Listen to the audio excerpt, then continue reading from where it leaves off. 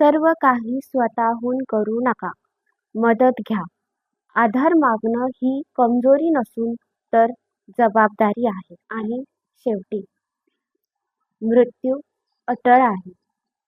पण तोपर्यंत प्रामाणिकपणे, निस्वार्थपणे प्रयत्न करत राहा.